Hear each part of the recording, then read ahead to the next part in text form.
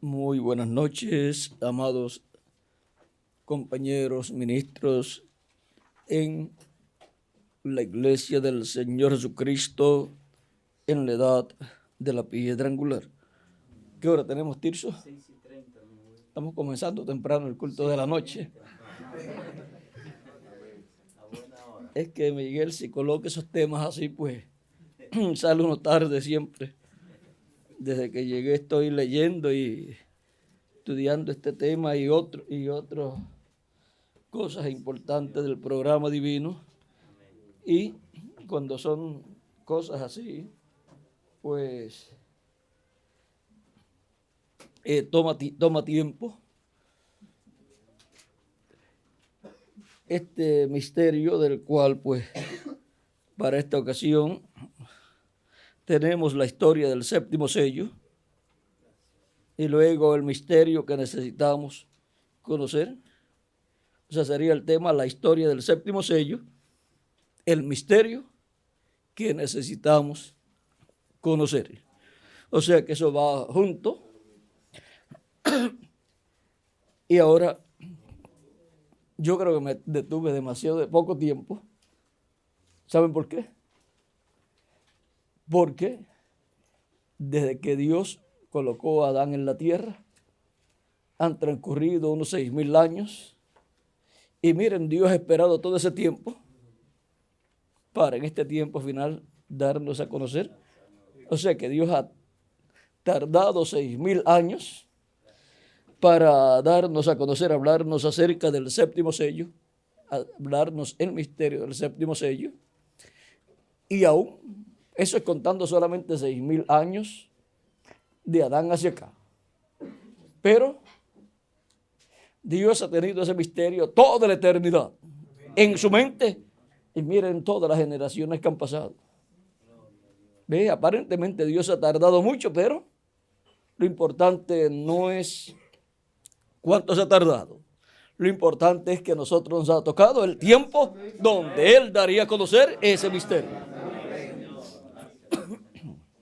Así es que no nos llevan ninguna ventaja los que aparecieron primero aquí en la tierra, pues no llegaron a conocer el misterio del séptimo sello. Nosotros hemos aparecido en este tiempo final y ahora nosotros somos los bienaventurados, a los cuales el misterio del séptimo sello que Dios tenía en su mente desde antes de la fundación del mundo nos sería dado a conocer. Leemos en el libro del Apocalipsis, capítulo 8, verso 1, en adelante dice: cuando abrió el séptimo sello, se hizo silencio en el cielo como por media hora. Y vi a los 7 ángeles que estaban en pie ante Dios, y se les dieron 7 trompetas. Otro ángel vino y se paró ante el altar con un incensario de oro. Sí, se paró ante el altar con un incensario de oro. Miguel, ¿quién era el que tomaba el incensario de oro? Así es que en el cielo, miren lo que está sucediendo aquí cuando el séptimo sello es abierto. ¿Y el sumo sacerdote en el cielo quién es? Nuestro amado Señor Jesucristo, el cual ha estado como sumo sacerdote haciendo intercesión en el cielo.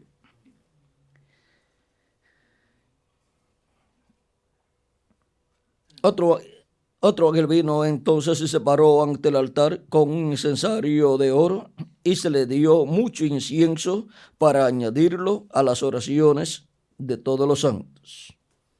O sea, sin la administración, sin el ministerio de ese ángel en el cielo, no hay resurrección para los muertos en Cristo, y para nosotros que vivimos no hay transformación, porque las oraciones de los santos, dice el reverendo William Branham, son las oraciones de los santos, los cuales han estado orando por la resurrección para regresar a la tierra. Y también pues nosotros que hemos estado orando por nuestra transformación. El sumo sacerdote tomaba el necesario, entraba al lugar santísimo y con el puño lleno de incienso, lo echaba dentro del incensario y se levantaba la nube de humo del incienso que era quemado en el incensario, y esto era necesario hacerlo.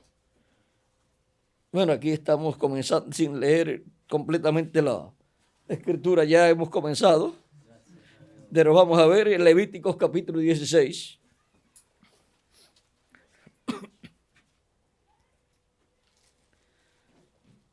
Nos dice: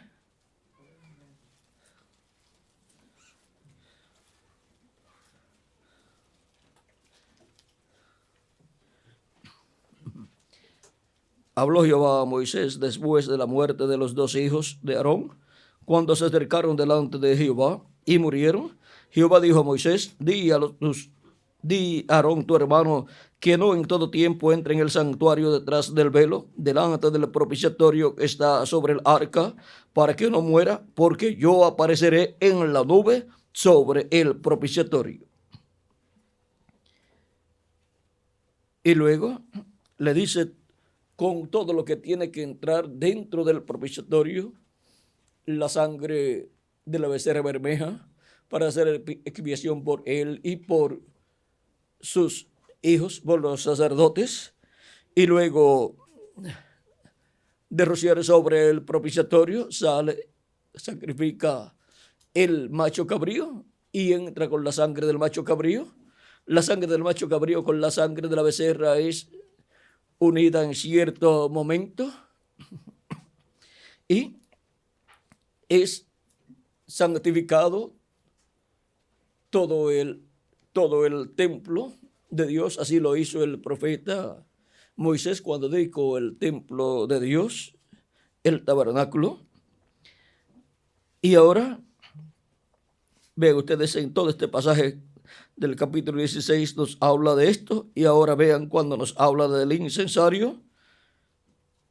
Vamos a ver del 10 en adelante, tenemos lo del macho cabrío. También dice más. Vamos a ver 9 en adelante, dice, tenemos que irnos un poquito antes de del 7, bueno, ya casi tenemos que leer todo. Entonces, con esto entrará en el santuario del 3. Continuamos en el 3 entonces, con un becerro para expiación, y un carnero para holocausto. Se vestirá la túnica santa de lino, y sobre su cuerpo tendrá calzoncillos de lino, y se ceñirá el cinto de lino, y con la mitra de lino se cubrirá. La mitra que está sobre su cabeza, el turbante, y sobre la mitra pues está la laminilla con el nombre santidad a Jehová, o sea, santidad YHWH, y con la mitra de lino se cubrirá. Son las santas vestiduras, con ellas se ha de vestir después de lavar su cuerpo en agua. Y de la congregación de los hijos de Israel tomará 2 machos cabríos para expiación y un carnero para holocausto.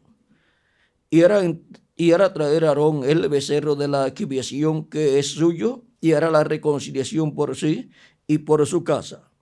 Después tomará los 2 machos cabríos y los presentará delante de Jehová a la puerta del tabernáculo de reunión. Y echará suerte a Aarón sobre los 2 machos cabríos, una suerte por Jehová y otra suerte por Azazel. Y hará traer a Aarón el macho cabrío sobre el cual cayera la suerte por Jehová, y lo ofrecerá en expiación. Mas el macho cabrío sobre el cual cayera la suerte por Azazel, lo presentará vivo delante de Jehová para hacer la reconciliación sobre él, para enviarlo a Azazel al desierto. Y hará traer Aarón el becerro que era para expiación suya, y hará la reconciliación por sí y por su casa. Y degollará en expiación el becerro que es suyo. Después tomará un incensario lleno de brasas de fuego del altar de delante de Jehová, y sus puños llenos del perfume aromático molido, y lo llevará detrás del velo, y pondrá el perfume sobre el fuego delante de Jehová, y la nube del perfume cubrirá el propiciatorio que está sobre el testimonio, para que no muera. O sea que no podía entrar al lugar santísimo allí sin llevar a cabo todas esas labores, según explican los que han escrito acerca de todas estas cosas que se hacían en el templo. El sumo sacerdote entraba unas cuantas veces al lugar santísimo en las labores que él tenía que llevar a cabo, pero era en un solo día, el mismo día, el día 10 del mes séptimo, llevaba a cabo todas esas labores. Ese era el día de más trabajo para el sumo sacerdote. Dice: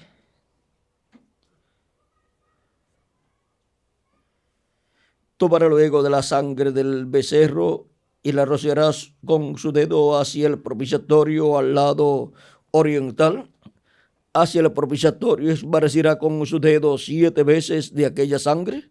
Después degollará el macho cabrío en expiación por el pecado del pueblo, y llevará la sangre detrás del velo adentro, o sea, el lugar santísimo, y hará de la sangre como hizo con la sangre del becerro, y la esparcirá sobre el propiciatorio delante del propiciatorio. Así purificará el santuario a causa de las impurezas de los hijos de Israel, de sus rebeliones y de todos sus pecados. De la misma manera hará también al tabernáculo de reunión, el cual reside entre ellos en medio de sus impurezas. Vean, era esparcida en el propiciatorio y también tenía que hacerse en el lugar de reunión y así por el estilo. O sea que todo en el templo era rociado con la sangre de la expiación. En el capítulo 9 de Hebreos, San Pablo nos habla de eso, y también en otros lugares. Ahora sigue diciendo: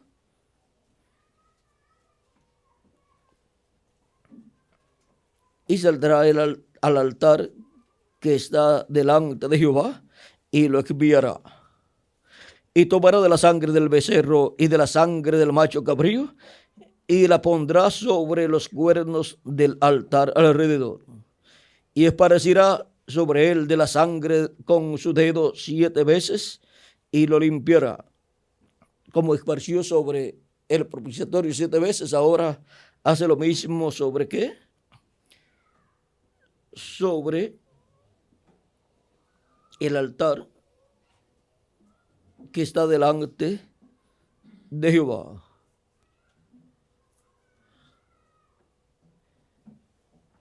Ese es el altar del incienso, ¿verdad, Miguel? El altar del incienso, sí. El incienso. Y tomará de la sangre del becerro y de la sangre del macho cabrío, y la pondrá sobre los cuernos del altar alrededor, y esparcirá sobre él de la sangre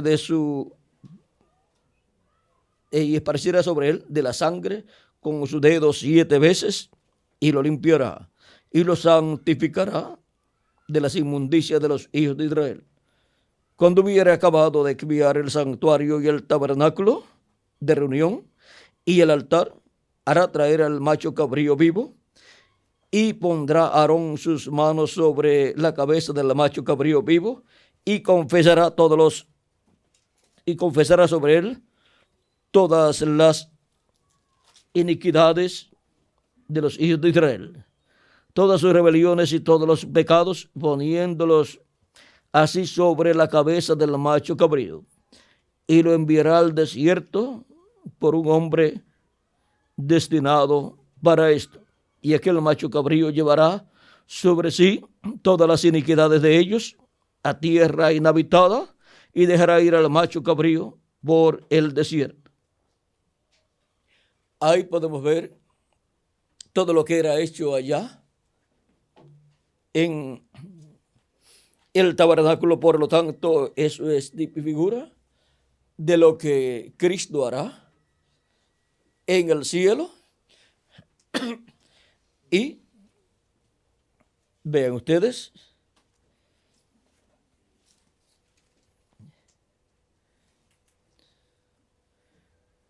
los que están representados en los diferentes sitios del templo. Ven ustedes, así como el templo y fue rociado con la sangre, todos los que pertenecen al templo de Jesucristo, al templo de Dios, ese templo espiritual, son rociados con la sangre de Cristo. Cristo, el sumo sacerdote, vean cómo hace esa obra de expiación. Continuamos en Apocalipsis capítulo 7.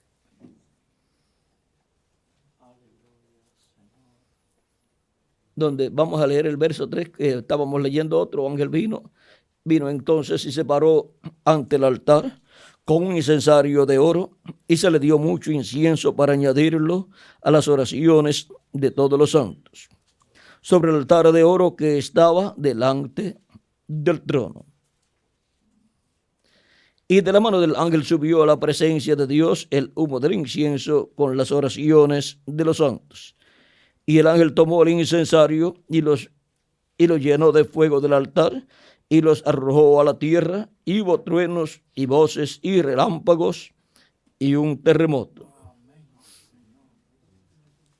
Que Dios bendiga nuestras almas con su palabra y nos permita entenderla. La historia del séptimo sello, es el misterio que necesitamos conocer.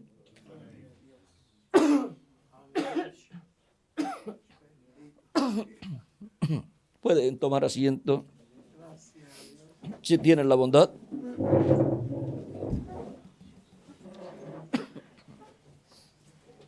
El misterio del séptimo sello es el misterio más grande de Dios. Es el misterio que ha estado en la mente de Dios eternamente.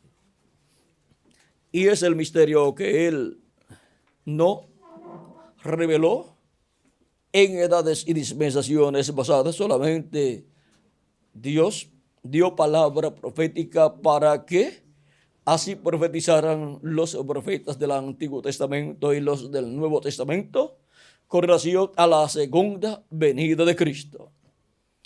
Pero a nadie reveló el misterio. Vamos a hablar lo que sería revelar el misterio en el pasado. Es como la primera venida de Cristo. A nadie Dios le reveló el misterio de la primera venida de Cristo. Solamente le dio la palabra profética a sus profetas. Pero cuando reveló el misterio de la primera venida de Cristo, lo reveló a Juan el Bautista cuando lo vio. Y dijo, este es el hombre.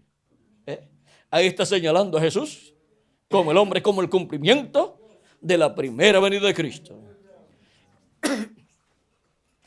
Pero vean ustedes, el misterio de la segunda venida de Cristo, encontramos que a ninguno de los mensajeros de las 7 edades fue dado a conocer. Ninguno de los 7 mensajeros pudieron decir, este es el cumplimiento. Como pudo Juan el Bautista decir, este es el cumplimiento, este es el hombre. Juan estaba anunciando que vendría después de él un hombre, un varón, y cuando lo vio dijo, este es el hombre. Pero el misterio del séptimo sello, que es paralelo al misterio de la primera venida de Cristo, porque es el misterio de la segunda venida de Cristo, encontramos que el precursor dijo, quizás yo no esté aquí cuando Él venga, cuando Él esté aquí. Quizás yo no esté aquí, pero este mensaje lo introducirá. Por lo tanto, el mensaje del precursor de la segunda venida de Cristo estará presentando lo que se estará cumpliendo en el día postrero. Y el mensaje del precursor de la segunda venida de Cristo, vean ustedes, así como Juan el Bautista, con su mensaje presentó a Cristo. Y el precursor de la segunda venida de Cristo, con su mensaje, es que él presenta lo que para este tiempo final será la segunda venida de Cristo. Y él encontramos que en su mensaje señala, dice, por ejemplo, dice, cuando nuestro Señor venga sobre la tierra, Él vendrá sobre un caballo blanco como la nieve y será la palabra encarnada en un hombre. Eso es parte de la presentación de la venida del Señor. Eso es una presentación que hace el precursor de la segunda venida de Cristo. También él muestra que será el ángel fuerte, eso fue Apocalipsis capítulo 19, el jinete del caballo blanco de Apocalipsis 19, pero ahora lo presenta como el ángel fuerte que desciende del cielo y dice en la página, les había citado la página 256 del libro de los sellos, y ahora la página 57 del libro de los sellos, nos dice el reverendo William Branham, que es el precursor de la segunda venida de Cristo, presentándonos al ángel fuerte que desciende del cielo, dice,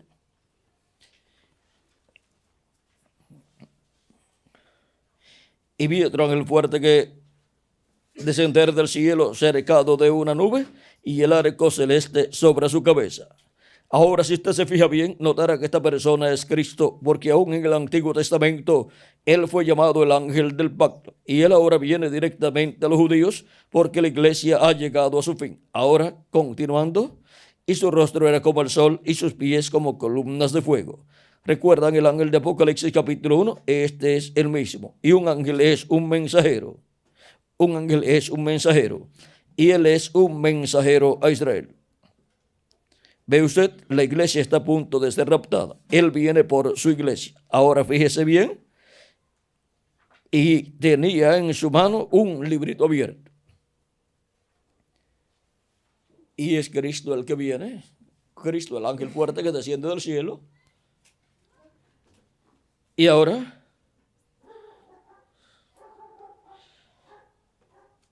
en la página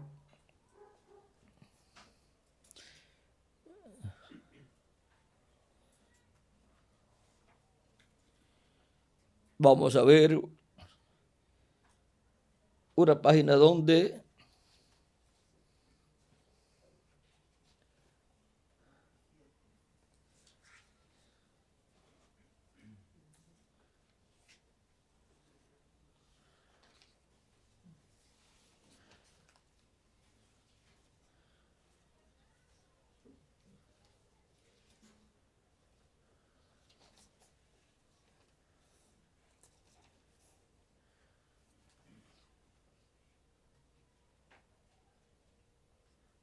página 81.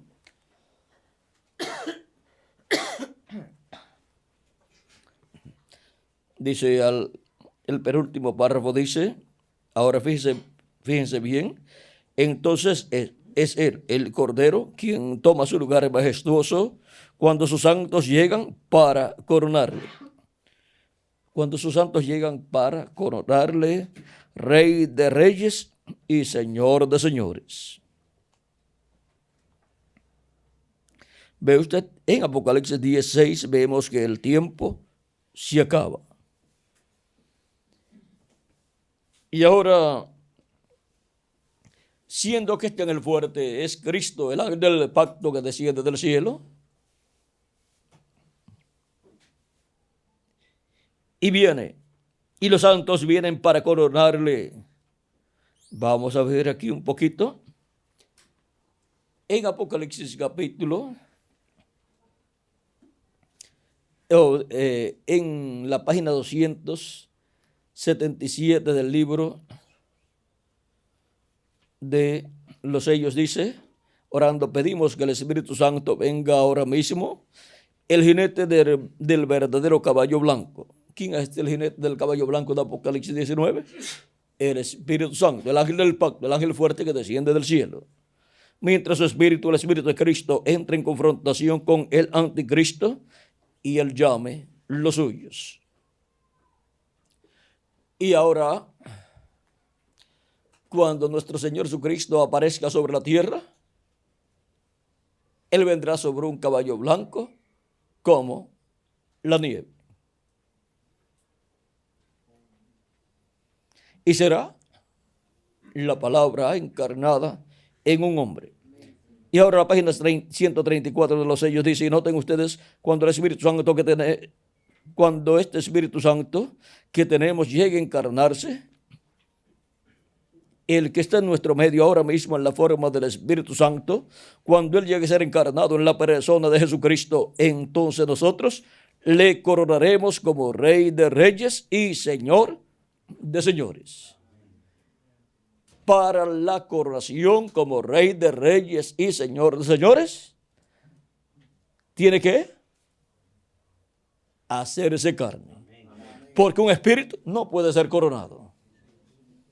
Y Cristo no puede ser coronado como Rey de Reyes y Señor de señores, como Rey sobre el pueblo hebreo, como hijo de David. No puede ser coronado a menos que no se haga carne, porque no se puede poner una corona en un espíritu. Tiene que tener carne para colocar la corona. No puede ser coronado un espíritu. Por eso, Cristo, el ángel del pacto, el Espíritu Santo, para el día postrero, se hará carne para ser coronado por sus santos. No cualquier persona va a estar llevando a cabo esa coronación, sino los santos, la iglesia del Señor Jesucristo. Y en la página 100, vamos a ver, 146 del libro de sellos dice, y al mismo tiempo que el diablo cae del cielo y se encarna en un hombre, el Espíritu Santo sube y viene encarnado en un hombre. O sea que para el día postrero tendremos en la tierra, por un lado el diablo encarnado en un hombre, en el anticristo, y por otro lado al Espíritu Santo encarnado en otro hombre.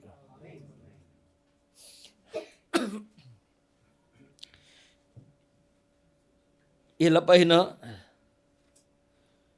270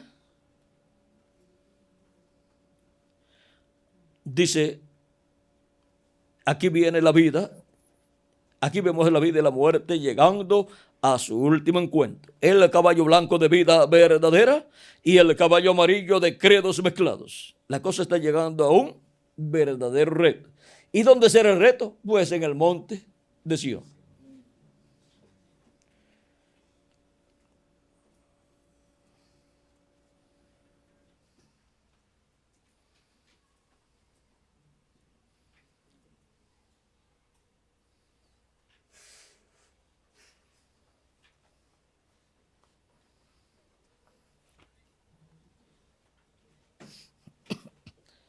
Y ahora, Cristo, el ángel fuerte que desciende del cielo, ya su señal fue vista en el cielo en 1963, febrero 28 de 1963, donde estaba el ángel fuerte, el ángel que era diferente a los demás. Dice en la página 469, y notaron que dije que uno de esos ángeles era muy raro, me pareció muy distinto a los demás. Estaban en una constelación con 3 a cada lado y uno arriba. Y el que estaba a mi lado, contando desde la izquierda hacia la derecha, ese sería el 7º ángel. Él era más brillante y significaba más para mí que los demás. Les dije que tenía el pecho así robusto y estaba volando hacia el oriente. ¿Ven? Porque Él es el ángel fuerte que desciende del cielo, el mensajero a Israel. Les dije también que me levantó, me alzó. Ahora aquí está. ¿Se acuerdan? Ahora aquí está. Era el que tenía el séptimo sello. ¿Cuál es el ángel que tiene el séptimo sello? El ángel que era diferente a los demás. Y así como los otros 7 ángeles de las 7 edades estuvieron manifestados en carne humana para tener esos ministerios, el ángel que es diferente a los demás tiene que venir en carne humana manifestado para tener el ministerio del séptimo sello, cumplir el séptimo sello. El ángel fuerte, el ángel que era diferente a los demás, Cristo tiene que venir manifestado en carne humana. El Espíritu Santo tiene que venir manifestado en carne humana. Recuerden que el cuerpo teofánico es el espíritu de cada escogido de Dios. Un cuerpo de la sexta dimensión. Y el cuerpo teofánico de Dios, que es el cuerpo teofánico de Jesucristo, es el Espíritu Santo. Por eso en Ezequiel capítulo 9 encontramos a ese varón vestido de lino con el tintero en su mano o en su cintura, Miguel. En su cintura para sellar. Y en Apocalipsis capítulo 7 viene el ángel con el sello del Dios vivo para llamar, juntar y sellar 144,000 hebreos. Viene el ángel con el sello del Dios vivo con el Espíritu Santo. Y ahora vean ustedes como para el día posterior el Espíritu Santo, así como estuvo en los profetas del Antiguo Testamento en la porción correspondiente a aquella edad, hablándole al pueblo hebreo, y esas fueron manifestaciones del Espíritu de Dios en ellos. Luego estuvo en Jesús en toda su plenitud, se hizo carne en toda su plenitud en Jesús. Se había hecho carne parcialmente en la porción correspondiente a cada edad y cada dispensación en los profetas anteriores a Jesús. Pero ahora viene en toda su plenitud manifestado en carne humana. El verbo se hizo carne, el ángel de Jehová, el ángel del pacto se hizo carne y habitó en medio del pueblo hebreo y llevó a cabo la obra de redención en la cruz del Calvario con su cuerpo de carne. Y eso fue la primera venida de Cristo. La primera venida de Cristo no es otra cosa sino la venida del ángel de Jehová, del ángel del pacto en carne humana, llevando a cabo su obra de redención en la cruz del Calvario con su cuerpo físico. La venida del Señor es la venida del ángel del pacto, del ángel de Jehová, del Dios de Abraham, de Isaac y de Jacob, viniendo en un velo de carne, haciéndose carne en medio de la raza humana. En el mundo estaba, en su cuerpo teofánico, y el mundo por él fue hecho, pero el mundo no le conoció, ni le vio, excepto los mensajeros de Dios que le vieron en su cuerpo teofánico en algunas ocasiones.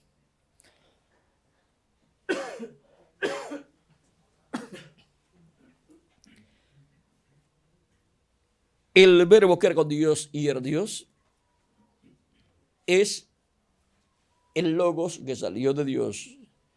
Ese cuerpo teofánico,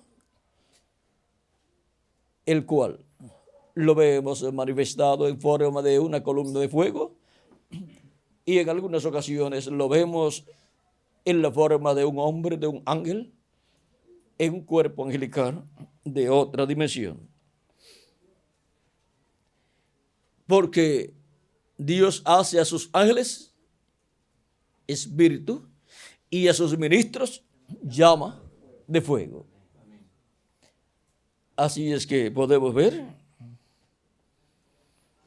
al ángel de Jehová manifestado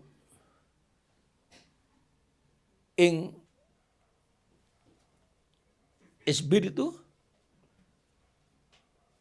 en cuerpo teofánico, lo podemos ver también en llama de fuego. Hace a sus ángeles espíritu, hace a sus ángeles espíritus teofánicos, cuerpos teofánicos, y a sus ministros llama de fuego. Por eso podemos ver al ángel de Jehová, al ángel del pacto, el cual estaba ministrando la palabra a Moisés. Lo vemos en una llama de fuego.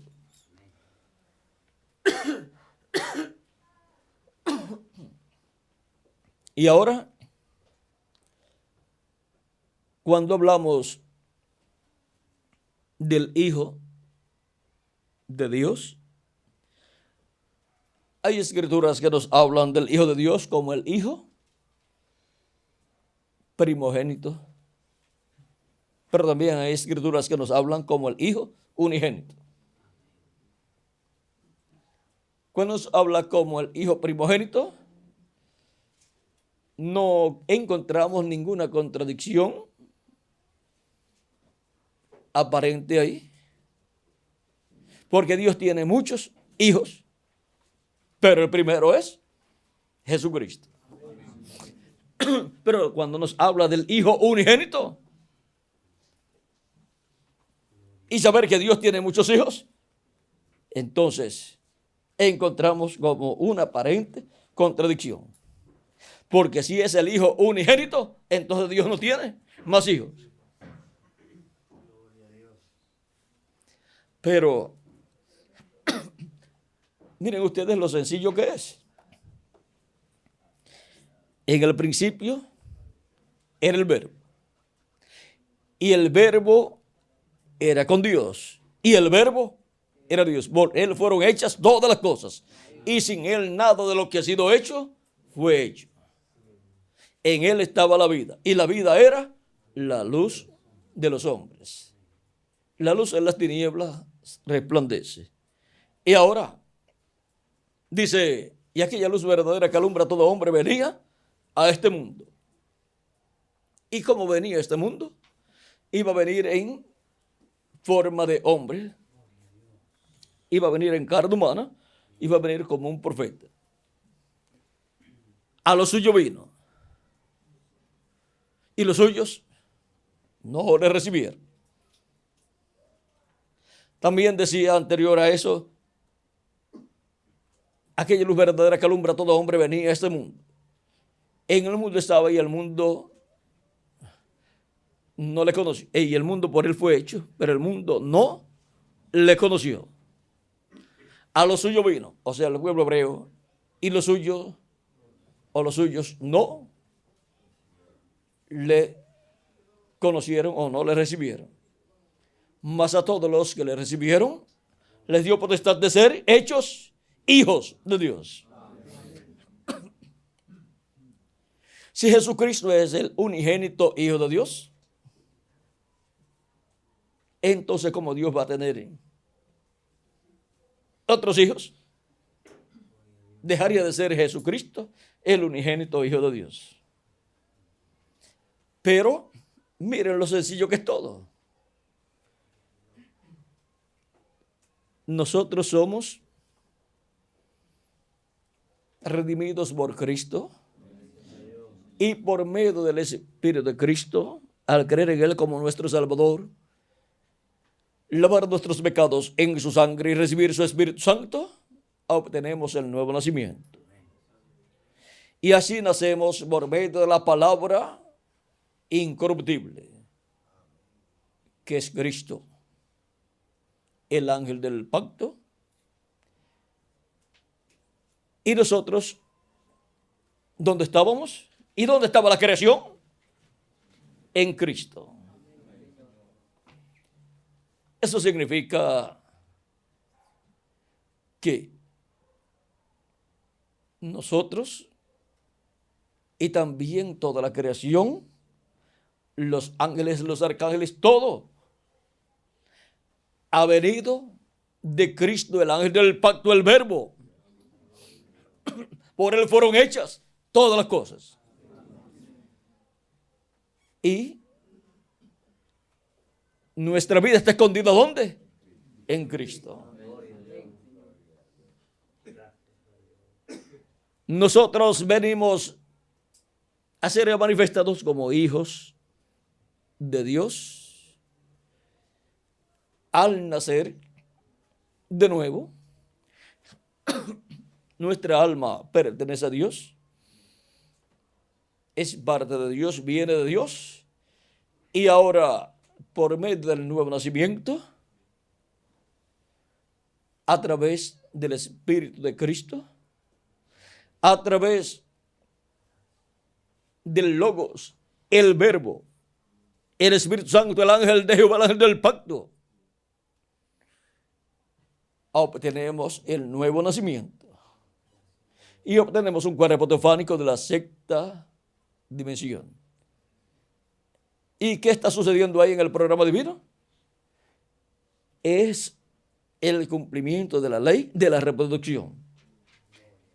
Es Cristo, el ángel del pacto, reproduciéndose. El Dios de Abraham, de Isaac y de Jacob, reproduciéndose en hijos e hijas. Y ahora, Dios no tenía que hacer un cuerpo teofánico, su cuerpo teofánico. Él no tenía que tener un cuerpo teofánico y luego ir haciendo otros cuerpos teofánicos.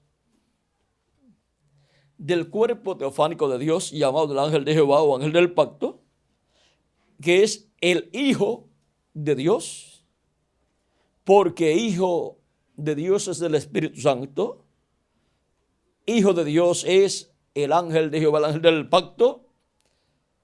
Encontramos que de ahí vienen, conforme a la ley de la reproducción, los demás hijos de Dios.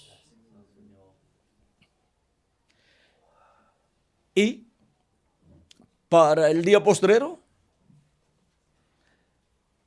del cuerpo de Cristo de Dios, en la ley de la reproducción, Dios nos dará un cuerpo igual al cuerpo de nuestro amado Señor Jesucristo. O sea que los hijos e hijas de Dios vienen de Dios por medio de nuestro amado Señor Jesucristo. Sin Él no puede venir la reproducción de los hijos e hijas de Dios. Sin Él no pueden venir los hijos de Dios a ser manifestados. Y ahora podemos ver que Jesucristo es el primogénito y también el unigénito. Unigénito porque no tuvo que luego hacer otros, sino que hizo uno y a través de ese vienen todos los demás.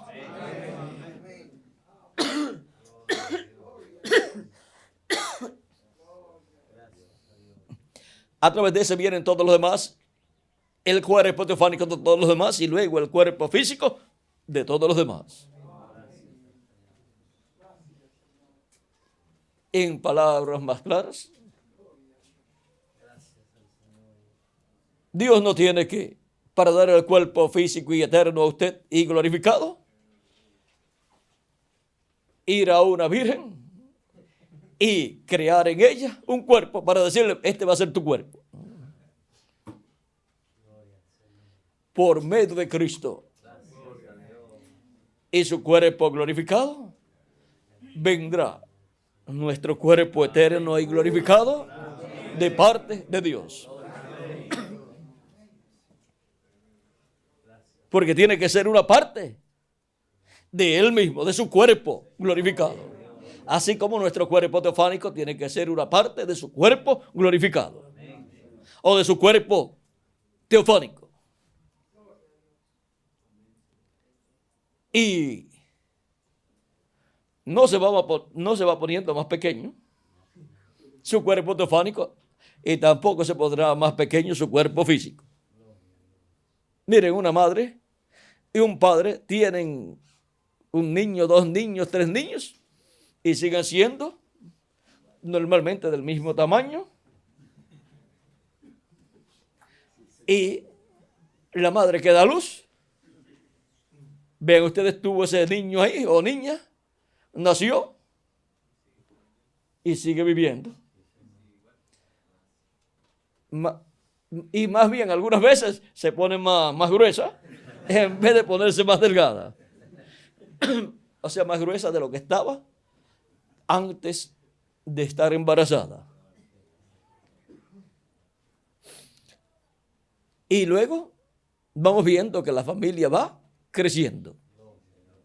Pero esa familia estaba en los lomos de su padre, del padre de ese niñito o niñita que nació, pero necesitaba esa simiente hacer contacto con el óvulo que estaba en la esposa para así llevarse a cabo conforme a la ley de la reproducción, la fertilización, ser fertilizado, ser engendrado y así crecer y luego nacer.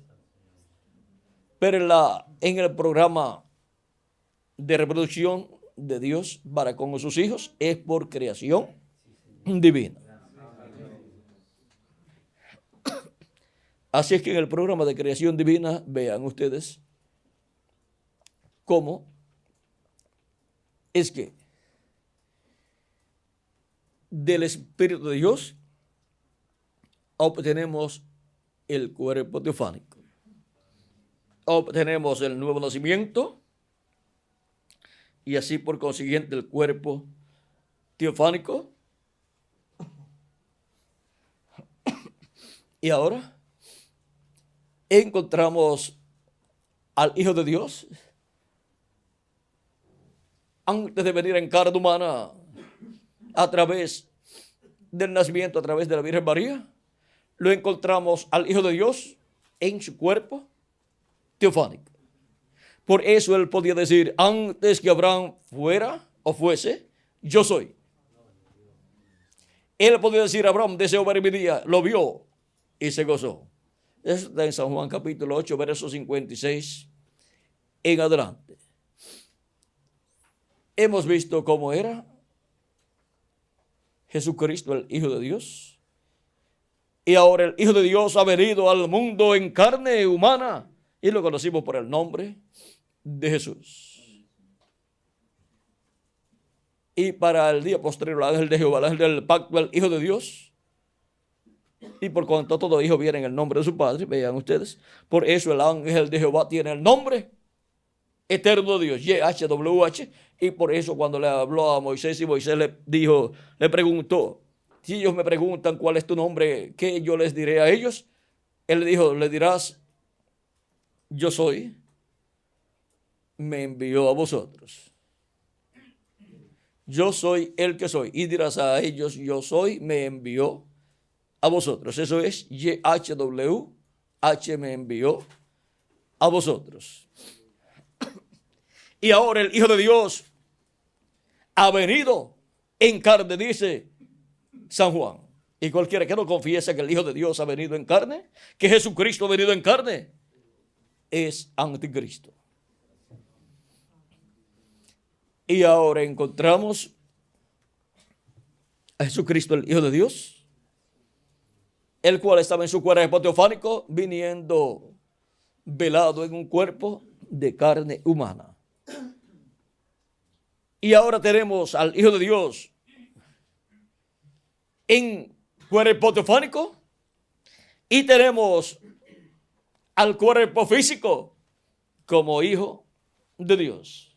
O sea, Hijo de Dios en la sexta dimensión e Hijo de Dios en la dimensión terrenal.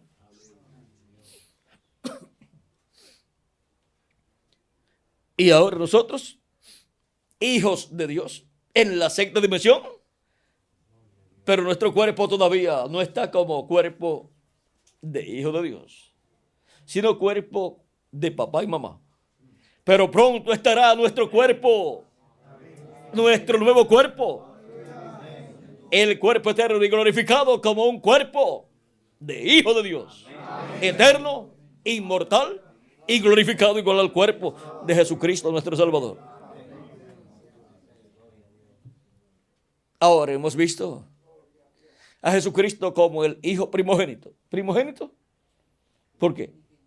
Porque tiene más hermanos. Anunciaré a mis hermanos tu nombre, dice en Hebreos capítulo 1 y capítulo 2 por ahí y en otros lugares. Y lo vemos también como unigénito, porque solamente a través del unigénito Hijo de Dios, el ángel del pacto, el ángel de Jehová, es que vienen todos los demás hijos de Dios.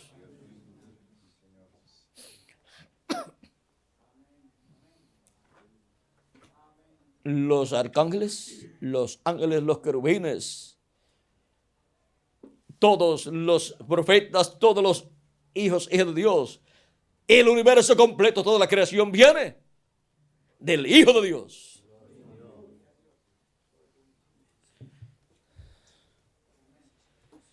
En Hebreos capítulo 1, San Pablo nos habla. En el verso 1 y adelante dice: Dios, habiendo hablado muchas veces y de muchas maneras en otro tiempo a los padres por los profetas, en estos postreros días nos ha hablado por el Hijo, a quien constituyó heredero de todo y por quien asimismo hizo el universo, el cual, siendo el resplandor de su gloria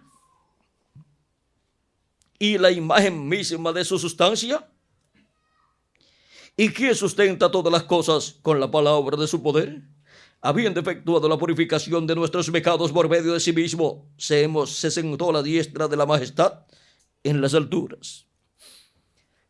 Ahora vean cómo el Hijo de Dios, el ángel del pacto, el ángel de Jehová, el Espíritu Santo, siendo la imagen misma, siendo el resplandor de su gloria y la imagen misma de su sustancia. ¿De dónde vino el ángel de Jehová, el ángel del pacto? Esa teofanía y ese cuerpo angelical de Dios, siendo la imagen misma de su sustancia, y quien sustenta todas las cosas con la palabra de su poder, habiendo efectuado la purificación de nuestros pecados. ¿Cómo lo hizo? Con su cuerpo físico. Efectuó la purificación de nuestros pecados con su sangre derramada en la cruz del Calvario. Habiendo efectuado la purificación de nuestros pecados, se sentó a la diestra de la majestad en las alturas, hecho tanto superior a los ángeles, cuanto heredó más excelente nombre que ellos. Porque ¿cuál de los ángeles dijo Dios jamás: mi hijo eres tú, yo te he engendrado hoy? Y otra vez: yo seré a él padre, y él me será a mí hijo. Y otra vez, cuando introduce al primogénito en el mundo, dice: adórenle todos los ángeles de Dios. Ciertamente de los ángeles dice: el que hace a sus ángeles espíritus y a sus ministros llama de fuego.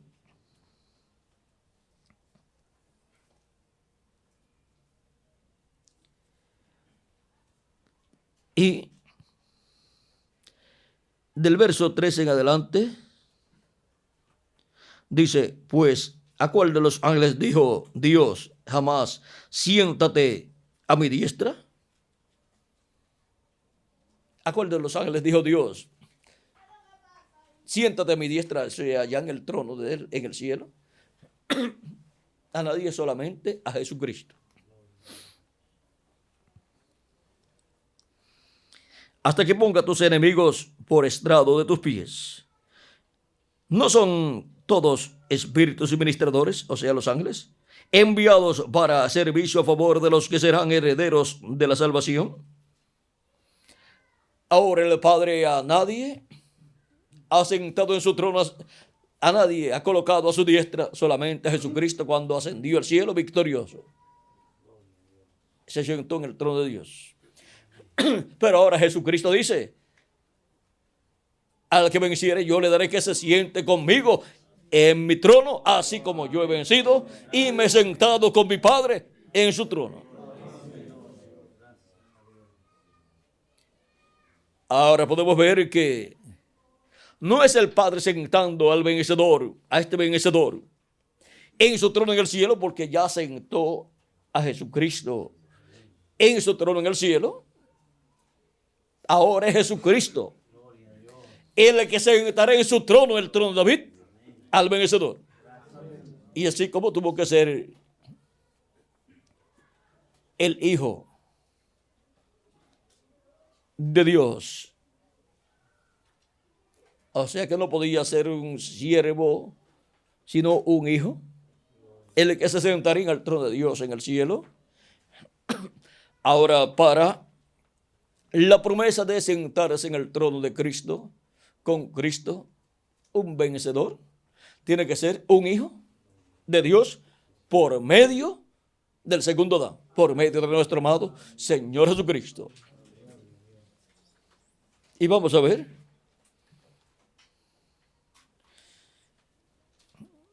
En Apocalipsis capítulo 21, versos 6 al 7 nos dice, y me dijo, hecho está, yo soy el alfa y omega, el principio y el fin. ¿Quién está hablando ahí? Nuestro amado Señor Jesucristo. Al que tuviere sed, yo le daré gratuitamente de la fuente del agua de la vida. El que venciere, heredará todas las cosas. Y yo seré su Dios, y él será mi hijo. Ese es el Hijo de Dios, por medio de Jesucristo, que Cristo se sentará en su trono, o sea, el trono de David. No dice a los que vencieren, sino al que venciere. Eso es singular. Ahora podemos ver que hay un misterio grande ahí. Como vimos un misterio grande cuando estuvimos estudiando que Jesucristo es el Hijo de Dios, el primogénito de Dios. Pero también dice que es el unigénito. Por lo tanto, todos los hijos de Dios, para venir manifestados como hijos de Dios, tienen que venir por medio de Jesucristo, nuestro Salvador. Por medio de recibirlo y nacer. Recibir su espíritu y así nacer en la sexta dimensión y luego recibir su cuerpo eterno y glorificado. Ahora podemos ver que para el vencedor, así como cuando Cristo ascendió al cielo y se sentó a la diestra de Dios, recibió un nombre nuevo, como José cuando obtuvo la victoria y fue colocado como el administrador de todo el reino del faraón en Egipto, recibió un nombre nuevo, recibió el anillo, el sello del rey y recibió una esposa, por la cual tuvo 2 hijos. Eran medio gentiles y hebreos. Por José eran hebreos y por su esposa eran gentiles.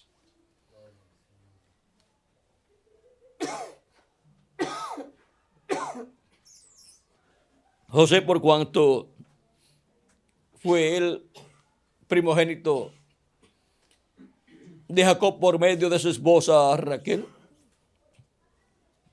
que era la esposa original verdadera, encontramos que tipifica a Cristo, el primogénito de Dios, y vean ustedes recibiendo sus hijos la bendición de la primogenitura antes de ser dada a los demás hermanos de José. fue hablada sobre José y sobre sus hijos la bendición. Fue bendecido José en esa forma. Vean ustedes, Efraín, el hijo de José menor, y Manasés, el hijo de José mayor, fueron traídos por José a Jacob, el cual ya estaba ciego. Y Jacob colocó su diestra sobre Efraín y su mano izquierda sobre Manasés. Bendijo a Efraín con la bendición primera. La primera bendición que habló fue sobre Efraín, porque la bendición de la primogenitura es hablada primero. Ahora, por cuanto la bendición de la primogenitura corresponde a José, ahí hay una bendición grande para Efraín y para Manasés. Pero la parte más grande le toca a Efraín. Manasés representa al pueblo hebreo y Efraín representa la iglesia del Señor Jesucristo. Por eso la bendición de la primogenitura del bautismo del Espíritu Santo corresponde a la iglesia del Señor Jesucristo. Por eso la iglesia del Señor Jesucristo desde el día de Pentecostés ha estado recibiendo el bautismo del Espíritu Santo. Han entrado hebreos y han entrado gentiles también a esa bendición de la primogenitura. Y todavía siguen entrando de entre los gentiles también y de entre los hebreos también. Y luego vendrá la bendición para el pueblo hebreo, donde habrá 144,000 hebreos que recibirán la bendición de Dios. Recibirán el mensaje y serán sellados con el sello que trae el ángel que viene con el sello del Dios vivo. Y luego aparecen en Apocalipsis capítulo 14 ya sellados en sus frentes con el nombre de su Padre y el nombre de él, del Cordero, escrito en sus frentes. Ahora podemos ver todo este misterio a medida que va siendo abierto, porque todo este misterio que es dado a conocer en este tiempo final gira alrededor del séptimo sello. Gira alrededor todo este misterio de la venida del ángel de Jehová, del ángel del pacto, que es el verbo que era con Dios y era Dios, el cual vino 2000 años atrás en el verbo de carne llamado Jesús. Para el día postrero en Apocalipsis capítulo 19 viene nuevamente. Ese jinete del caballo blanco de Apocalipsis 19 tiene por nombre escrito el verbo de Dios. Los ejércitos celestiales le siguen en caballos blancos y tiene escrito en su muslo y en su vestidura este nombre: Rey de Reyes y Señor de Señores. Ahora, este misterio del séptimo sello, que es el misterio del ángel que era diferente a los demás, vean ustedes, encontramos que así como la venida del ángel del pacto 2000 años atrás se cumplía en medio del pueblo hebreo cuando Jesús nació en Belén de Judea, ahí estaba el misterio de la primera venida de Cristo, de la venida del ángel del pacto, comenzando, pero era un secreto, un misterio, un secreto que ni el sumo sacerdote conocía, aunque escucharon a los magos diciendo que la estrella, que era la señal del Hijo del Hombre del cielo, la señal de la venida del Mesías, estaba siendo vista y ya llevaba 2 años siendo vista. Y por lo tanto, para los magos o sabios, el Mesías tenía que estar en la tierra y ya tenía que tener cerca, alrededor de 2 años de edad. Pero todo eso era un misterio, no lo podían comprender. Y la vida del Mesías en la tierra fue un misterio escondido hasta que tuvo cerca de 30 años. Aunque María conocía acerca de ese misterio, sabía que ese era el Hijo de Dios, que había venido al mundo y que el cuerpo físico que había nacido por medio de María, ese cuerpo físico era hijo de Dios, no era hijo de José. Y por consiguiente el que estaba dentro de ese cuerpo físico era el Hijo de Dios, el ángel del pacto, el ángel de Jehová.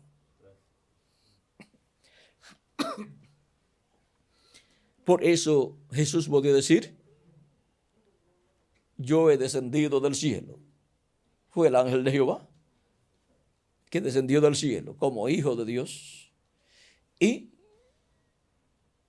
luego lo encontramos en un cuerpo de carne velado para llevar a cabo la obra de redención en la cruz del Calvario, para ser reconciliados con Dios por medio de su propio sacrificio que Él llevó a cabo a través de su propio cuerpo de carne. Y ahora encontramos a Cristo, el Hijo de Dios, el ángel del pacto, haciendo intercesión en el cielo hasta que entre hasta el último de los escogidos de Dios. Y lo encontramos en medio de esa iglesia, obrando por medio de los mensajeros que Él ha enviado de edad en edad. Y todo lo que Cristo hace en el cielo es reflejado en su iglesia de edad en edad. Y luego todo lo que hizo en las 7 edades refleja lo que Él hará en este tiempo final. Y la forma en que Él estará en medio de su iglesia en la edad de la piedra angular, velado y revelado en medio de su iglesia en carne humana. Y para este tiempo final, así como tuvimos y tenemos la historia de la primera venida de Cristo, desde que fue su cuerpo físico creado, al crear Dios una célula de vida en el vientre de María. Tenemos la historia de Jesús desde que el ángel Gabriel o arcángel Gabriel le apareció a la Virgen María. Y ahora, la historia de Jesús aquí en la tierra en un cuerpo de carne, antes de ascender al cielo, la tenemos cubriendo un lapso de tiempo de 33 años. Y todo lo que hizo en su primera venida en carne humana, estando aquí en la tierra. Siendo que la historia de la primera venida de Cristo tiene un lapso de tiempo de 33 años, ¿cuánto tiempo de historia va a tener la segunda venida de Cristo? Esa es una buena pregunta. Ahora el reverendo William Branham, hablándonos de este misterio, en la página 472,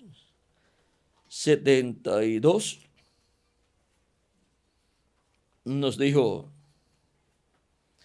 noten bien el mensaje del tiempo del fin, este sello. Él nos ha revelado los 6 sellos, pero no dice nada del séptimo. El sello del tiempo del fin, cuando empiece, será algo completamente secreto según la Biblia. Cuando comience en esas etapas, como cuando comenzó el cumplimiento de la primera venida de Cristo, en esas etapas donde el arcángel le apareció a la Virgen María, le habló de lo que sucedería en su vida, y luego el nacimiento de Jesús en Belén de Judea, luego su ida a Egipto, luego de Egipto cuando murió el rey Herodes, luego ir a Nazaret,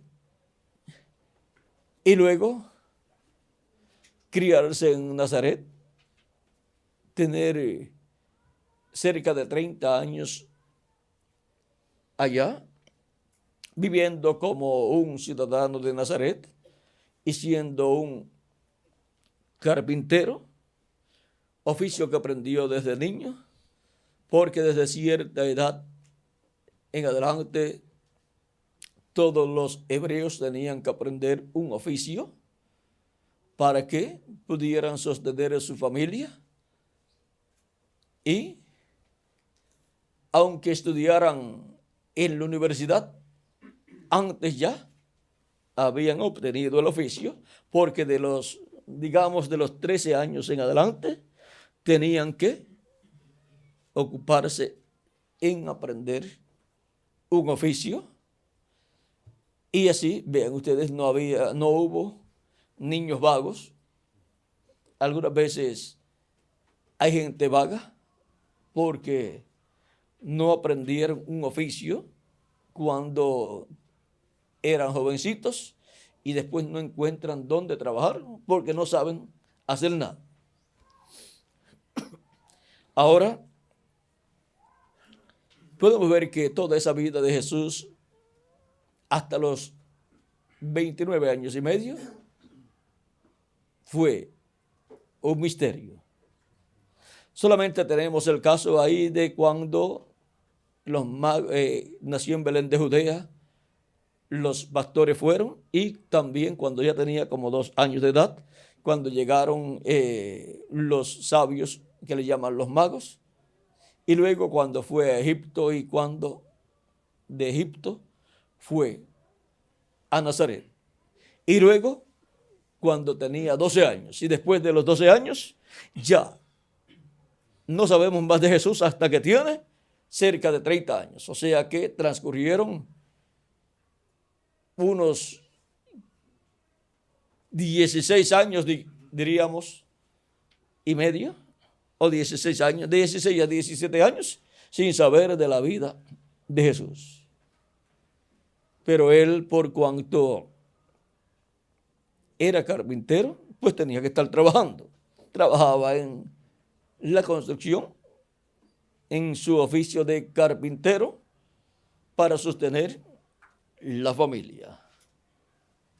Y ahora encontramos que cuando llegó el tiempo para su ministerio, fue guiado a donde estaba Juan el Bautista predicando. O sea que salió de Nazaret y vino al territorio de Judea donde estaba Juan predicando, y Juan era pariente de él. Y Juan no sabía que al cual él le estaba preparando el camino era un pariente de él según la carne. Porque María y Elizabeth eran parientes. Elizabeth, la madre de Juan el Bautista, y María, la Virgen a través de la cual nació Jesús. Y ahora, vean ustedes, si cuando Jesús estaba en el vientre de María y Juan estaba en el vientre de Elizabeth, cuando María visitó a Elizabeth y la saludó, Juan el Bautista brincó en el vientre de Elizabeth y ahí pues fue lleno del Espíritu y se regocijó. ¿Cómo sería cuando le apareció? Cuando Juan estaba predicando. Juan, cuando ve que Jesús viene para ser bautizado, le dice: tengo yo necesidad de ser bautizado por ti y tú vienes a mí. O sea que algo sabía acerca de Jesús, pero no sabía que Jesús era el Mesías al cual él le estaba preparando el camino. Pero algo sabía, porque de otra forma no lo hubiera dicho: yo tengo necesidad de ser bautizado por ti y ahora tú vienes a mí para que yo te bautice a ti. Algo sabía. No sabemos si llegaron a conocerse cuando ya habían ambos nacido, cuando ya ambos habían nacido, o cuando ya estaban más jovencitos, o a través de conversaciones familiares, en donde las familias pues hablan de que tienen un familiar por tal lugar y que los hijos son así y son así. Y estos hijos quieren conocer a los otros familiares y así por el estilo. Algo Juan sabía, por lo cual dijo que él tenía necesidad de ser bautizado por Jesús. Ahora, Jesús viene a ser un discípulo de Juan, porque es bautizado por Juan. Jesús creía el mensaje de Juan y vean, fue bautizado por Juan. Y ahora de un discípulo del precursor viene el cumplimiento de la venida del precursado. El precursado luego tuvo que seguir solo adelante llevando su mensaje. Y los que habían seguido al precursor y luego siguieron al precursado recibieron las bendiciones que trajo el precursado, que fue el bautismo del Espíritu Santo. Juan dijo, este es el que los bautizará con Espíritu Santo y fuego. Yo solamente los bautizo en agua, pero el que viene después de mí, él los va a bautizar con Espíritu Santo y fuego. Y luego identificó a Jesús como esa persona. Él es el que los bautizará con Espíritu Santo y fuego. Les enseñó a creer en el que vendría después de él.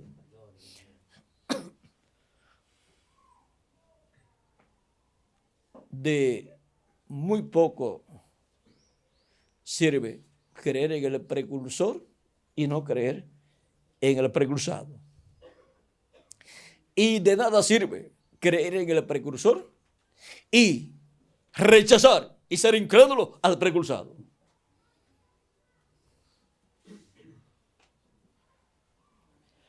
Ahora, vean ustedes los discípulos de Juan que no recibieron a Jesús cuando San Pablo le estaba predicando. Encontramos que Pablo nunca fue un discípulo de Juan. Y sin embargo, había recibido a Cristo y había recibido el Espíritu de Dios. Y los discípulos de Juan, muchos de ellos, todavía no habían recibido el Espíritu Santo. ¿Por qué? Porque no habían seguido a aquel que vino después de Juan. Así es para el precursor y el precursado, para el precursor de la segunda venida de Cristo y el precursado, y para los discípulos del precursor de la segunda venida de Cristo, y para los discípulos del precursado. Ahora,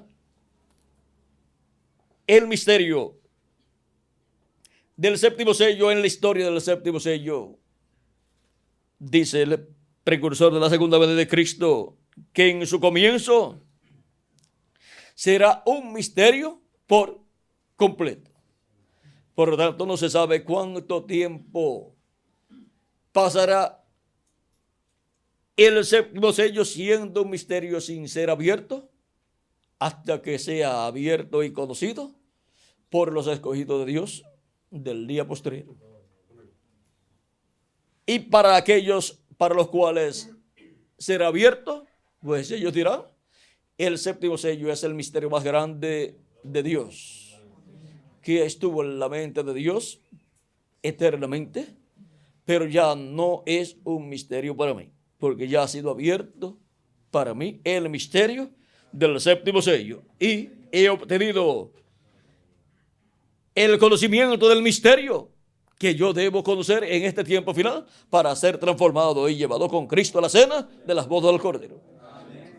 Sin conocer el misterio del séptimo sello, el misterio de la segunda venida de Cristo, ninguna persona podrá ser transformada estando vivo en el día posterior.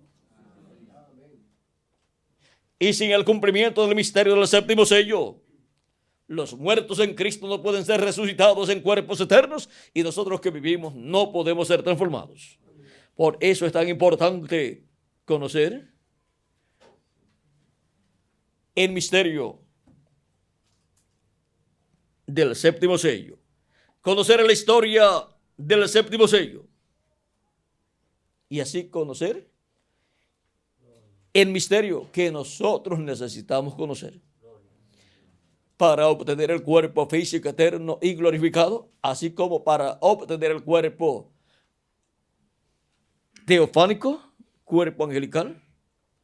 Necesitamos conocer el misterio de la primera venida de Cristo. Ninguna persona puede obtener el nuevo nacimiento sin conocer el misterio de la primera venida de Cristo y su obra de redención en la cruz del Calvario. Porque la persona necesita conocer ese misterio para recibirlo como su Salvador, lavar sus pecados en su sangre y recibir su Espíritu Santo, y recibir el cuerpo teofánico, el cuerpo de la sexta dimensión, el cuerpo angelical. Ahora podemos ver que la venida del Señor tiene dos partes. Su primera venida como el Cordero de Dios para quitar el pecado del mundo, y su segunda venida como el león de la tribu de Judá, como Rey de Reyes y Señor de Señores en su obra de reclamo. Ahora podemos ver la historia del séptimo sello como el misterio que necesitamos conocer. Ese es el misterio más grande de todos los misterios. Sin el conocimiento de ese misterio, no habrá transformación para nosotros los que vivimos, ni resurrección para los muertos en Cristo. Pero con el cumplimiento de ese misterio y conocimiento de ese misterio, vendrá la resurrección de los muertos en Cristo y la transformación de nosotros, los que vivimos.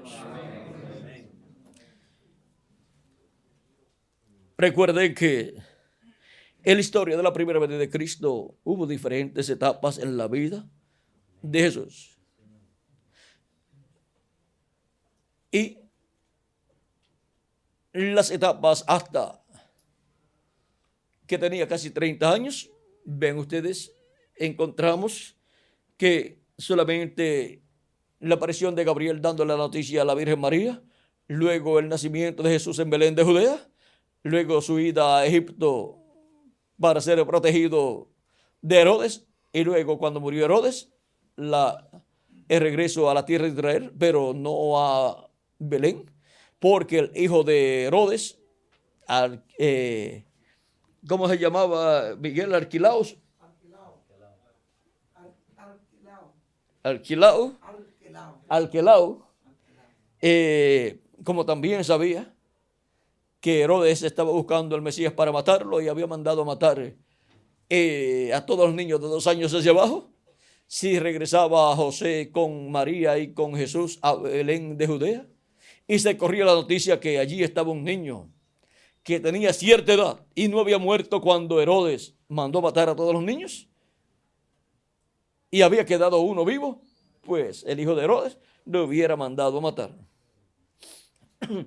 Porque de esa edad no habrían niños en Belén de Judea. De 2 años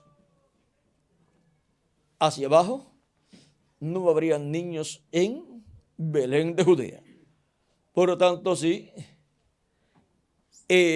a los 7 años de edad, Jesús, para ese tiempo en Belén de Judea, no había niños nacidos en Belén de Judea, ni de 7 años, ni de 6 años, ni de 5 años.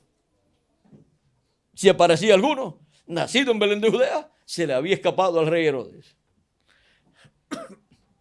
Y ahora el ángel le dice a José que se vaya a Nazaret. Se fue a Nazaret y se cumplió la escritura que dice que sería nazareno. O sea que en todo, por cuanto todo obra para bien, en todo va cumpliéndose la escritura de etapa en etapa. Luego encontramos que está oculto el misterio de la primera venida de Cristo hasta los 30, casi hasta los 30 años. Y ahora, por cuanto el verbo se hará carne, la palabra se hará carne en el día postrero, ¿por cuánto tiempo estará como un secreto el velo de carne donde se hará carne la palabra? Eso será un secreto de un lapso de tiempo hasta que esté la palabra hecha carne y esté cumpliéndose y esté en su ministerio.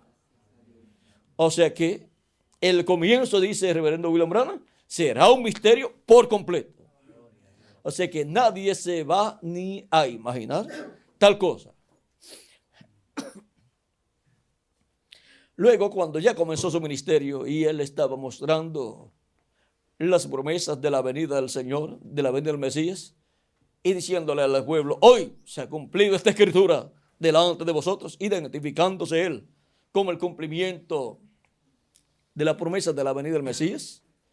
En algunas ocasiones también les decía a sus discípulos, no digan que yo, Jesús, soy el Cristo, o sea, el Mesías.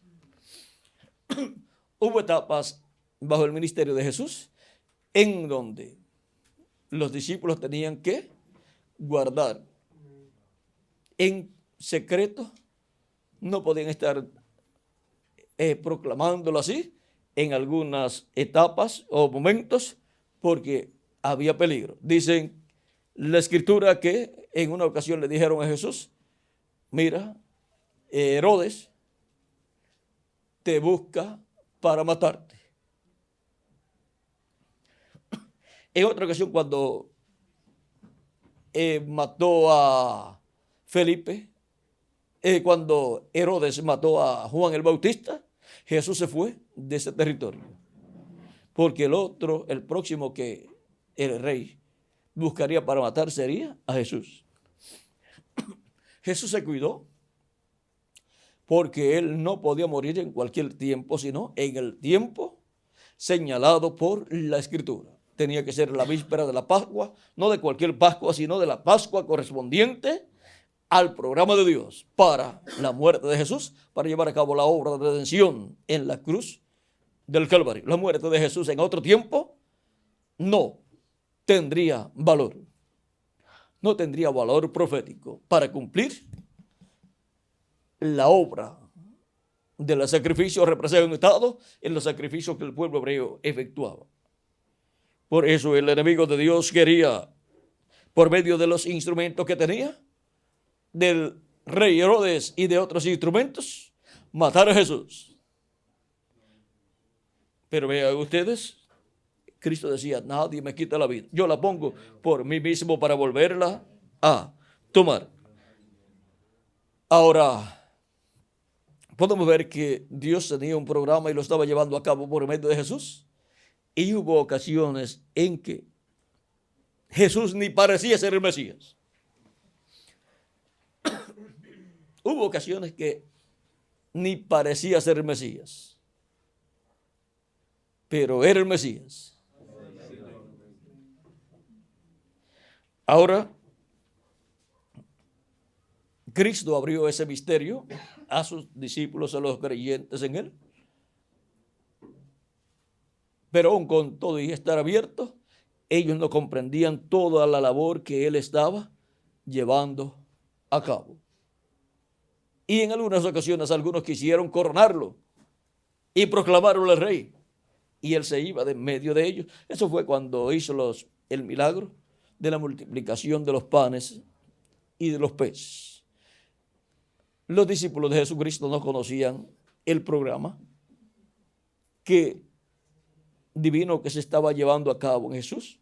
Ellos sabían que ese era el Mesías, el Hijo de Dios, pero no conocían todo el programa que él llevaría a cabo para llevar a realización perfecta la redención del ser humano.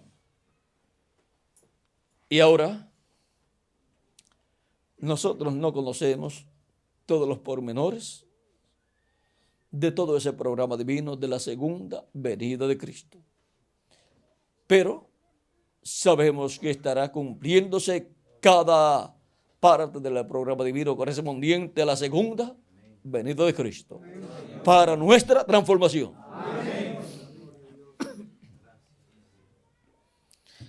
Y ahora, a medida que Dios nos va abriendo las Escrituras y nos va abriendo el misterio del séptimo sello, vamos obteniendo el conocimiento del misterio que nosotros necesitamos conocer. Ese es el tema de mañana. Se los di hoy. Así es que, vean ustedes, tenemos los dos temas, la historia del séptimo sello y el misterio que necesitamos conocer. Y ahora, ¿cuál es el misterio que necesitamos conocer? Pues la historia del séptimo sello.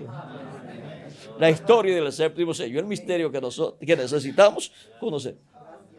Así es que será hasta el domingo, Dios mediante.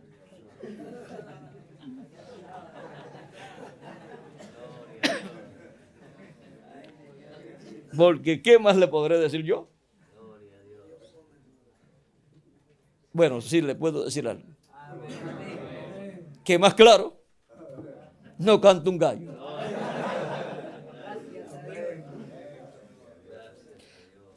Bueno, todo esto es para todos los hijos de Dios, para todos los escogidos de Dios.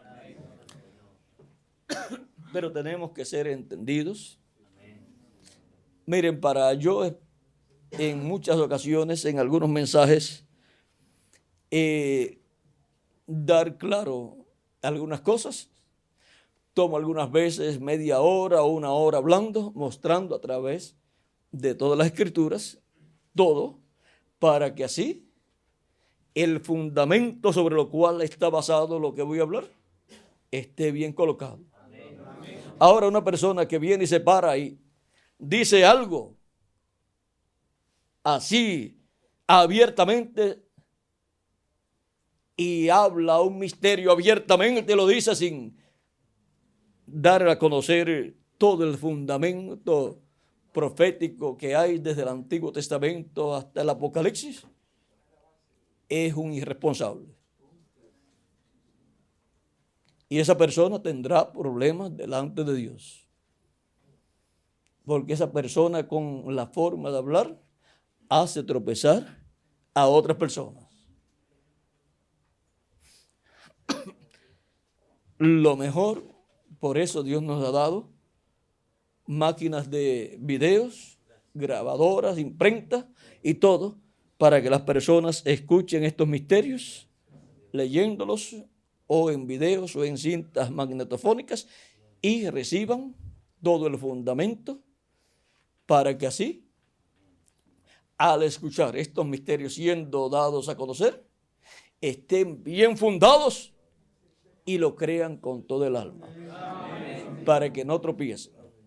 Cualquier persona que se pone a hablar estos misterios y los tira así, dice tal cosa es tal cosa, delante de Dios tendrá problemas. Ni siquiera puede ser llamado un ministro responsable. No es responsable ni con él mismo, ni con su congregación, ni con las demás personas. Más bien está hablando torpemente, aunque esté hablando alguna verdad. Porque el corazón de la persona no ha sido preparado con el Espíritu y la palabra para poder entender lo que va a ser hablado. Por eso es que en el lugar santísimo no podía ministrar cualquier ministro, cualquier sacerdote, sino el sumo sacerdote. Y estamos en el lugar santísimo del templo espiritual de Cristo. El sumo sacerdote no podía entrar así porque sí, sino que tenía que entrar conforme a como Dios le estableció, con todas las cosas que Dios le estableció. Bueno, hemos visto el misterio de la historia del séptimo sello, el misterio que necesitamos conocer. Recuerden que cuando Moisés dedicó el tabernáculo a Dios, no pudieron ministrar los sacerdotes por la gloria de Dios que estaba allí manifestada dentro del tabernáculo. Y cuando Salomón dedicó el tabernáculo, tampoco pudieron ministrar los sacerdotes desde el momento que la gloria de Dios entró al templo. Y ahora podemos ver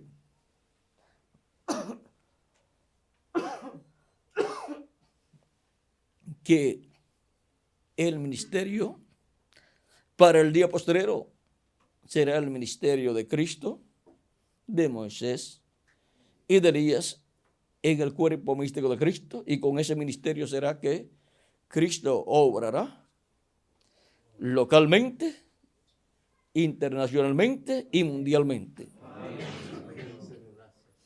No habrá otros ministerios para ministrar en el lugar santísimo del templo espiritual de Cristo. Solamente el ministerio que corresponde al lugar santísimo, que es un ministerio de sumo sacerdote.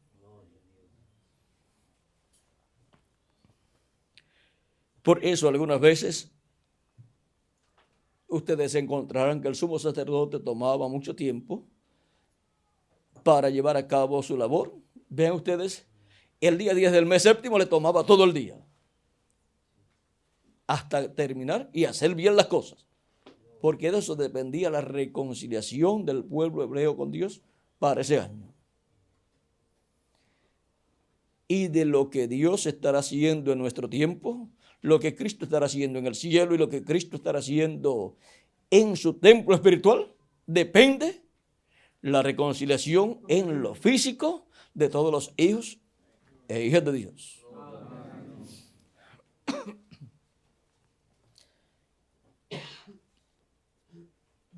La historia del séptimo sello,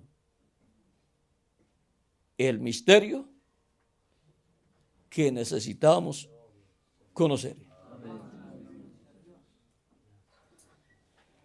Miguel, ya por aquí puede acercarte. Lo que dije es en serio, que ya como hemos hablado del misterio que necesitamos conocer, para que tenga más tiempo mañana Miguel y ustedes. Si no les aparezco por aquí, pues ya saben que fue que me adelanté y les di no solamente el tema que era para hoy, sino el de mañana. Y también hablamos acerca del hijo primogénito y del hijo unigénito. Esto es algo que desde esta mañana Dios me estaba dando. Y para que me dé más acerca de ese tema, acerca de eso, ¿saben cuál es el secreto? Darlo a ustedes. Así es que Dios me estará dando más acerca de eso. No dice la Escritura, vamos a ver. Algo así. Dad y se os dará. Así es que el secreto es dar, para que Dios le dé.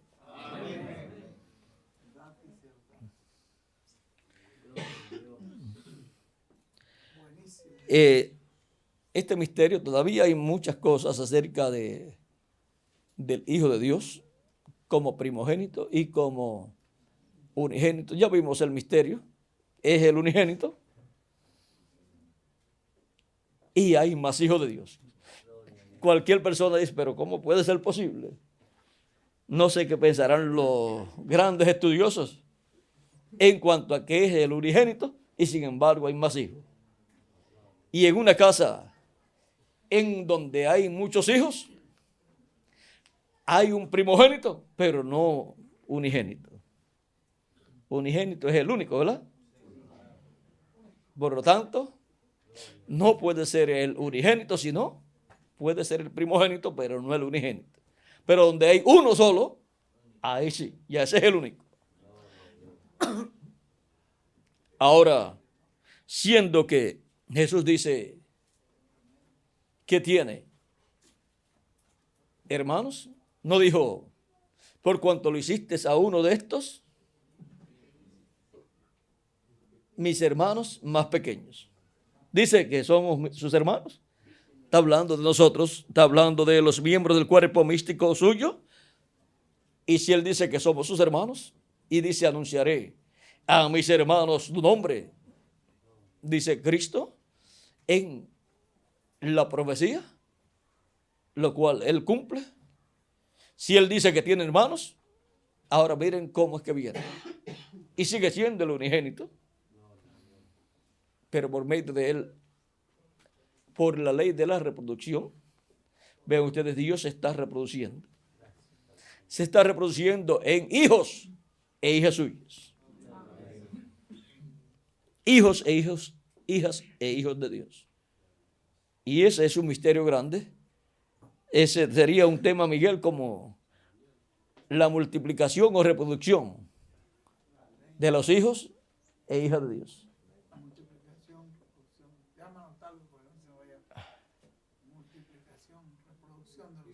Los hijos de Dios en la reproducción de los hijos de Dios o la ley de la ley de reproducción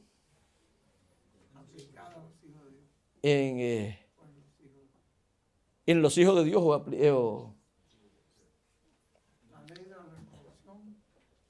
para la manifestación de los hijos de Dios o algo así. Eso lo podemos pulir un poquito más para algún momento, yo para hablarles a ustedes 1 hora o 2 horas. ¿Como cuánto, Miguel, tengo que estar estudiando algunas veces? Desde que llegué estaba estudiando ahí para lo que hablé ahora.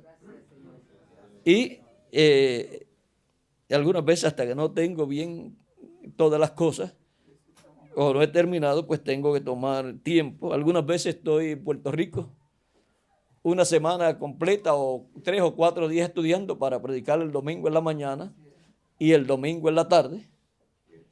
Pero Dios me ayuda en todo y lo importante es que Dios me dé lo que necesito. Últimamente le he dicho a Miguel que prepare los temas para alrededor de esos temas, pues entonces que Dios me dé todo lo que va alrededor de esos temas y Miguel pues me está ayudando en eso. Eso no quiere decir que estoy sujeto al tema. Miren, hoy colocamos el tema el primogénito y el unigénito y todo esto, pero así pues tenemos una guía para que así todas las preguntas que están en el corazón de Miguel y de todos los ministros y de todas las congregaciones, pues surjan en la forma así de tema y así pues yo pedirle a Dios que me dé la respuesta, la contestación a todos esos temas. Miguel también consigue las escrituras que hablan de esos temas y entonces Dios me ayuda para así hablarles a ustedes sobre esos temas y todo lo que Dios me da y que Él pues me deja saber que puedo dárselo a ustedes, pues se los doy a ustedes. Lo que Él me da, que es para mí nada más, pues ya ahí yo no puedo hacer nada, porque si no, no me da más nada para mí y entonces pues me busco problemas con Dios. Así es que si me pongo a dar lo que Él me da, que es para mí nada más, le pasa lo que le pasaría a cualquier persona, que uno viene y le dice, mira, tal cosa, pero esto es para ti.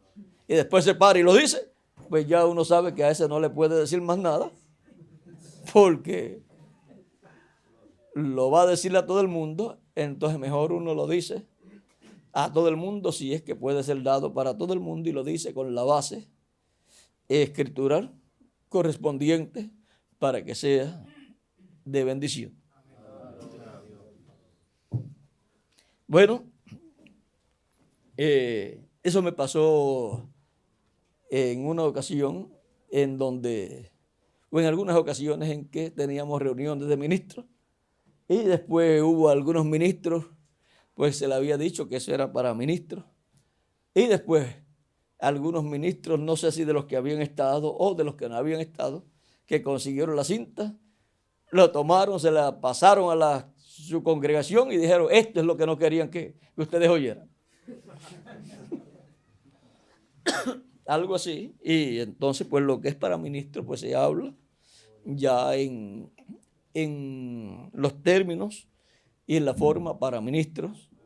Y si fuera para todos, pues entonces yo no tendría que estar en reuniones de ministros, sino que le hablaría siempre a todos, con todo el público, con toda la congregación, y así pues hasta me economizaría tiempo y trabajo.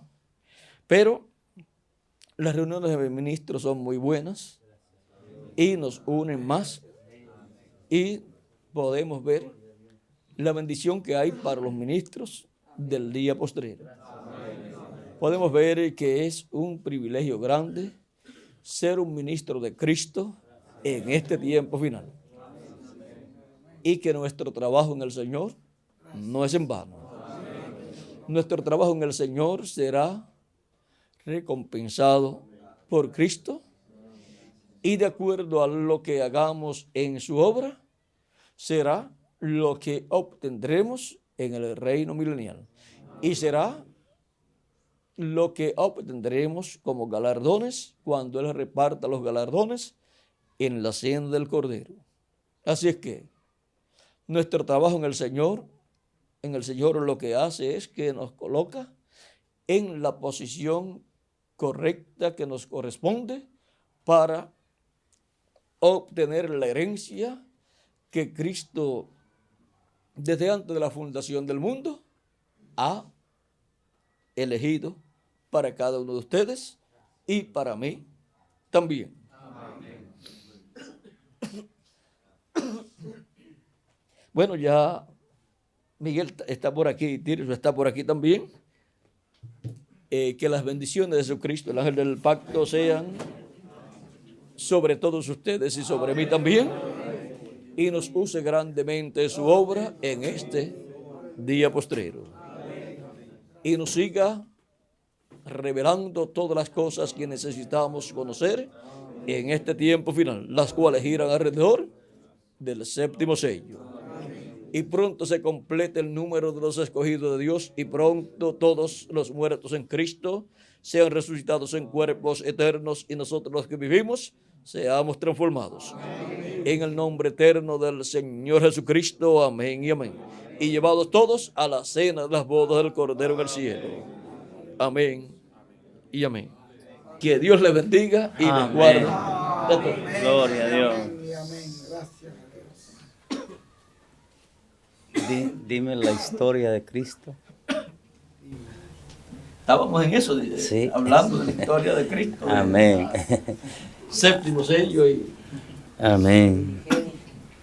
Gracias al Señor. Esa es la historia de Cristo del día postrero. Adiós. Bueno, que Dios le bendiga y amén. Continuamos pasando una noche llena de las bendiciones de Jesucristo. Amén.